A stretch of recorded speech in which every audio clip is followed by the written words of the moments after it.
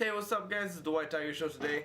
After a long period of not making any videos for you guys, I'm back. It's the day after my birthday and I got a small present from Machinima through FedEx.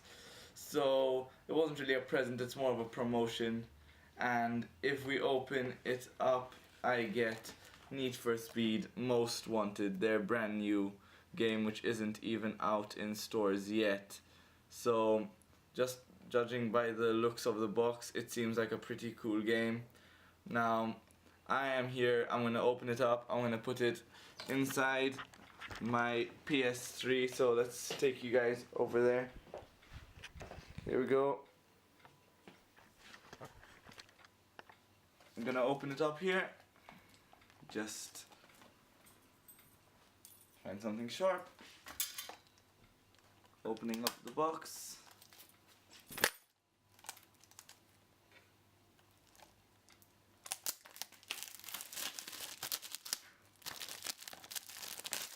Plastic wrapper can go on the floor for now. Now let's see what's inside the box. Probably standard stuff. The instruction manual, you can see it over here.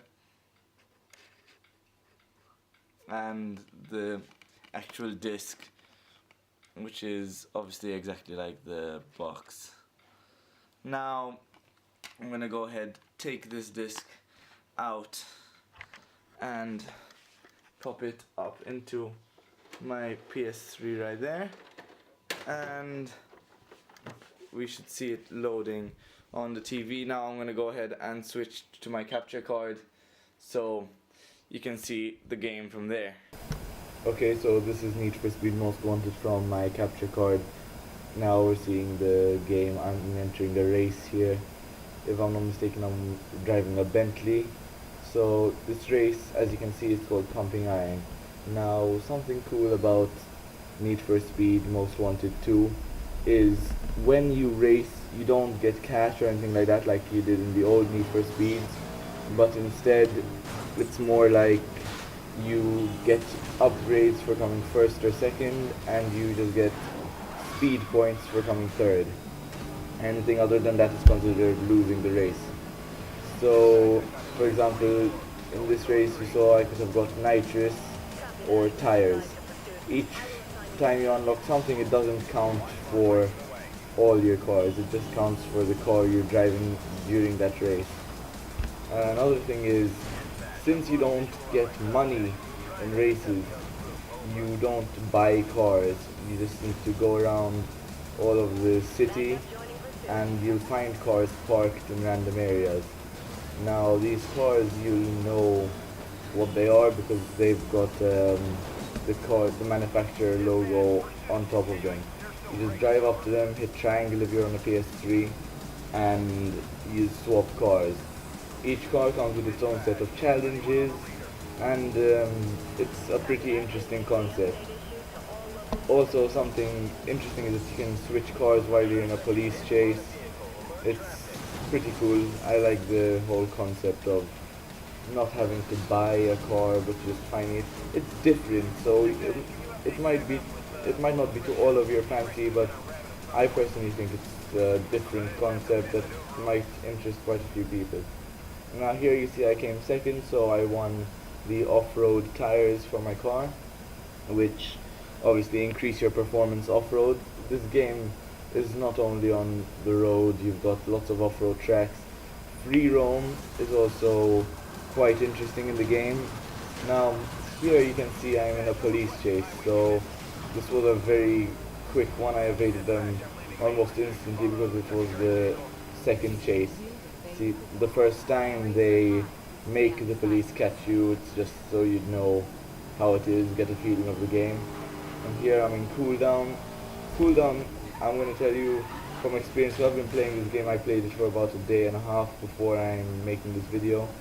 So I basically realized that cooldown is much harder. In one car, this is on my second or third police pursuit, I got to maximum wanted level. They're coming at me with SWAT trucks and all that. Let me tell you quickly the cars that the police use. So we've got the SWAT trucks. Those are beasts. They come at you at almost max wanted level. You cannot destroy them.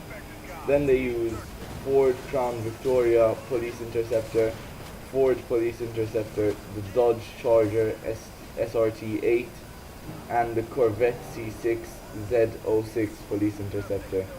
It's quite cool. I mean, when you see the roadblocks and spike strips and all that, the pursuits are fun, just like in the original Need for Speed Most Wanted, the one I used to play on PS2. Do you guys remember that game? Do you have good memories of that game? All I know is in the old one I used to play it for ages, and then eventually my memory got corrupted, so I didn't have the fondest memories. Okay, that what you just saw me pass through was a gas station tune-up point, whatever you want to call it. Basically, your car can get damaged, and it gets damaged pretty easily. Like, you crash, the damage is relatively realistic. I mean, it's not going to be perfect. Your handling capabilities will still all be there, but the superficial damage is there. You can see scratches and stuff. This is one of those car changes.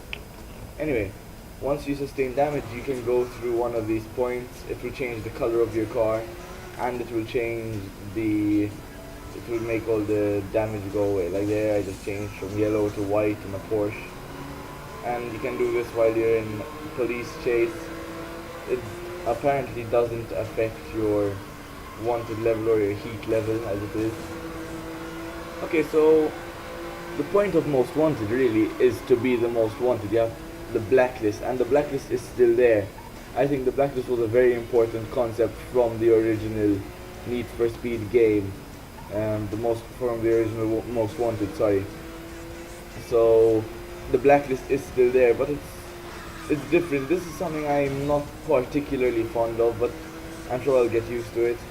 See, you don't earn your way up the blacklist by challenging the racer. You have to get a certain amount of points.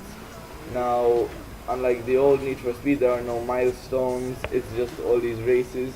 You get speed points. You can see them in the top middle of the screen. They went away now, but they're there. That's how many speed points you have.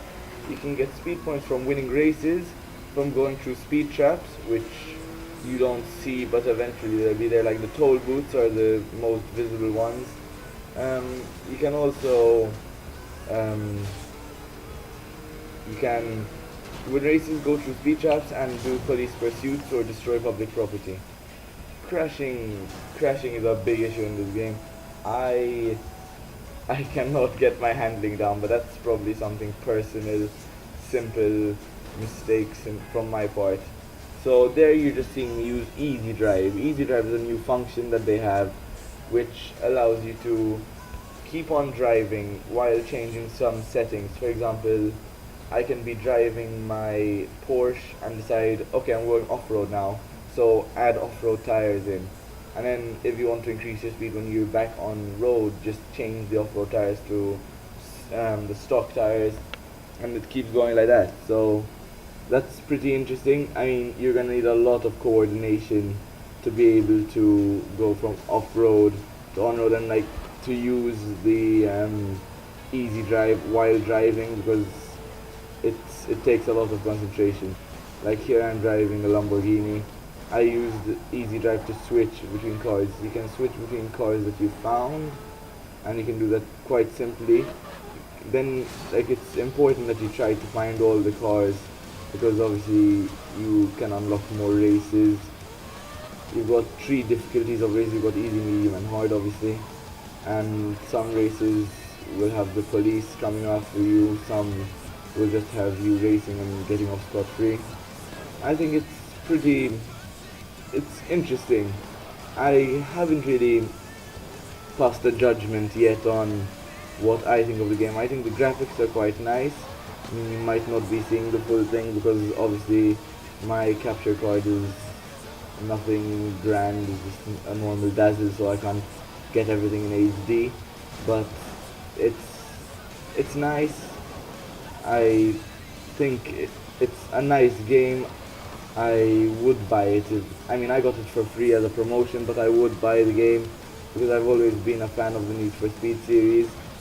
after PS2 I didn't buy any Need for Speed games, which is unfortunate because there were a few good releases I heard. But this one, Need for Speed Most Wanted 2 by Criterion Games, I think overall it's a very good game. You should check it out. Tell me what you think and what you think about the old Most Wanted. And that's pretty much all I have time for today. And I crashed. So see you and goodbye. Peace. Hope you enjoyed the video. Goodbye.